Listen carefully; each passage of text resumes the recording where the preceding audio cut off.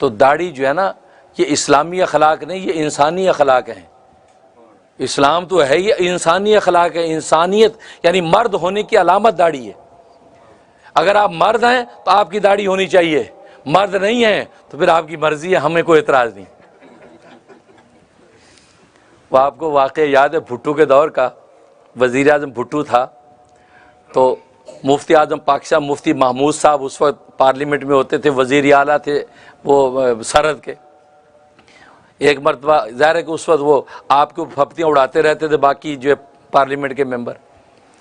ایک مرتبہ آپ جیسے اسٹیج پر تقریر کرنے آئے مفتی محمود صاحب، تو جو عورتیں بیٹھی تھی پہلی صف کے اندر جو پارلیمنٹ بھٹو کی، انہوں نے فوراً اپنے آگے پلے کر لیے، اپنے آپ کو حجاب کر لیا مفتی محمود کو ٹاؤنٹ کرنے کے لیے، تانا کرنے کے لیے، کیونکہ اب تک ایسے بیٹھی تھی، سب کے خطاب سنے انہوں نے، سب آئے، لیکن جب یہ مولوی آیا تو فوراً یوں کر لیا انہوں نے، تو سب ہنسنے لگے، قہقہ لگایا سب نے، کیونکہ یہ پری پلان تھا کہ مفتی صاحب کو ذرا تھوڑا سا ہم وہ کریں، جبکہ ان کو پتہ نہیں مولوی مار نہیں کھاتا۔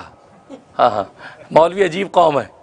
تبھی یہ بیچارے گوروں نے کہہ دیا کہ دنیا کی جو ہے یہ مولوی بڑے ڈینجرس مین، بڑے خطرناک ہیں، ان کو علم کا استدلال ہو، عمل کا استدلال ہو، دنیا کو کوئی شبہ اشکال ہو، یہ مولوی جو ہے وہ ہر چیز کا جواب اس کے پاس، مولوی مار نہیں کھاتا۔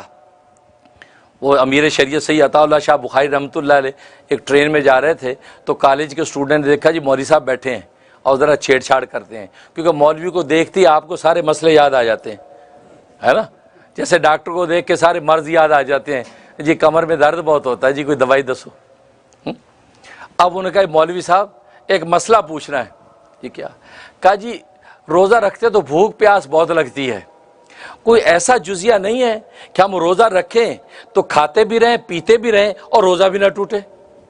اب ظاہر ایسا تو کوئی نہیں تھا، اب جب کہیں کہ نہیں ایسا کچھ نہیں ہے تو ہم ہنسیں گے، قہقہ لگائیں گے۔ تو امیر شریعت سید عطا اللہ شاہ بخاری رحمۃ اللہ علیہ بڑے حاضر جواب تھے، آپ نے ہنس کے ہاں بالکل جزیہ موجود ہے۔ وہ بڑے حیران ہوئے، ہے اچھا اس کا بھی جزیہ مولوی صاحب کے پاس ہے؟ کہا کہ جوتے کھاتے رہو غصہ پیتے رہو انشاءاللہ روزہ نہیں ٹوٹے گا۔ جوتے کھاتے رہو غصہ پیتے رہو روزہ نہیں ٹوٹے گا۔ تو ہر سوال کا جواب موجود۔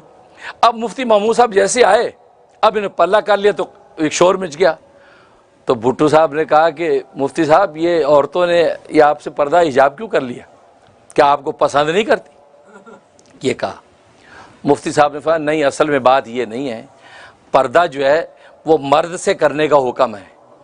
اب تک کوئی مرد آیا نہیں اسٹیج پہ، انہی جیسے لوگ آئے تو انہوں نے پردہ نہیں کیا، اب میں مرد آیا ہوں تو اب پردہ کیا ہوں۔ اللہ اکبر۔ تو پردہ مرد سے ہوتا ہے، اس لیے میں اب مرد آیا ہوں تو اب پردہ کیا، پہلے سارے انہی جیسے آئے تھے، کوئی پردہ نہیں تھا۔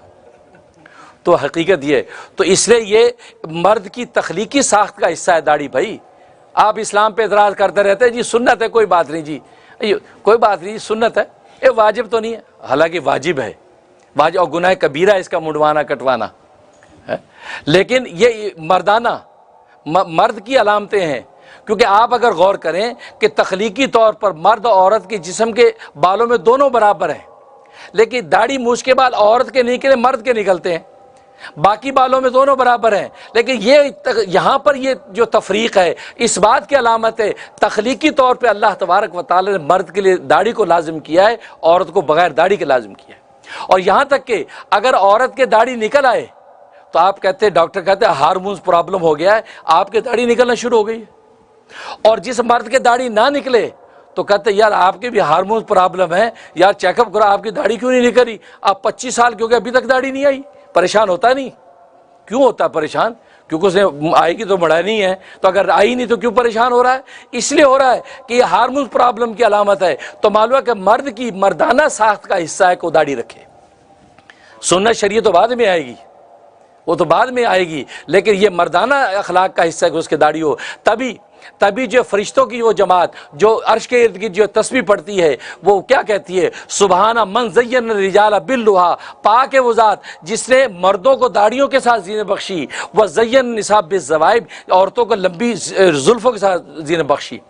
عورتوں کے لمبے بال یہ زینت ہے اور مرد کی داڑھی اس کی زینت ہے، وہاں پہ رجال کا لفظ ہے، وہاں مومنین کا لفظ نہیں ہے، مسلمین کا لفظ نہیں ہے، زین الرجال باللوا، مردوں کو زینت بخشی، تو یہ مرد کی زینت ہے، لہذا آپ داڑھی مڑا کے اصل میں مردانہ زینت کا انکار کرتے ہیں۔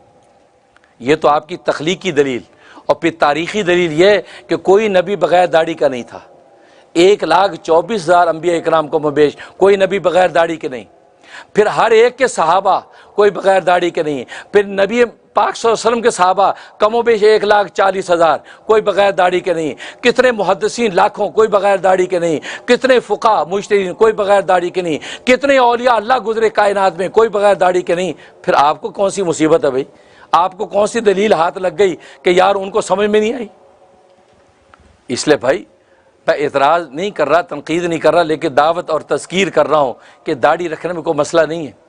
امریکہ آپ کے جی امریکہ ہے جی، یہاں داڑھی کے ساتھ ذرا مشکل ہے، تو یار داڑھیوں والے امریکہ میں رہتے ہیں نا بھائی، آپ امریکہ میں رہتے ہیں، یہ کھٹ منڈو میں رہتے ہیں، دیکھو کوئی ایک ایک بالش کی داڑیاں ہیں، امریکہ میں رہنے بھائی ایمان مضبوط کرو اندر کا، اس لیے کہ مرنا ہے وہاں کیا جواب دیں گے، اور رسول اللہ کا سراپا سامنے آئے گا اور کہا جائے گا پہچانو کون ہے، اور انہوں نے اگر چہرہ پھیر لیا کہ نہیں میں اس کو چہرہ نہیں دکھاتا، اس کو میرا چہرہ پسند ہی نہیں تھا کہ میرے جیسا چہرہ بنا لے، میرے چہرے کی داڑھی کی اس کو خبر نہیں تھی، کیسی گھنی میری داڑھی تھی، یہ کیسا مومن ہے، اگر وہ چہرہ چھپا لے تو آپ کیسے پہچانیں گے؟